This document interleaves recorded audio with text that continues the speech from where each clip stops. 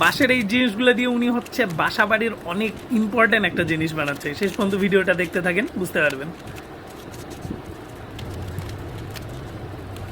বাহ, কত নিখুঁত ভাই! এই জিনিসগুলো দেখতে একটা স্যাটিসফ্যাকশন কাজ করে। দেখে রাখেন, আপনিও বাসায় বানাইতে পারবেন। ওয়াও!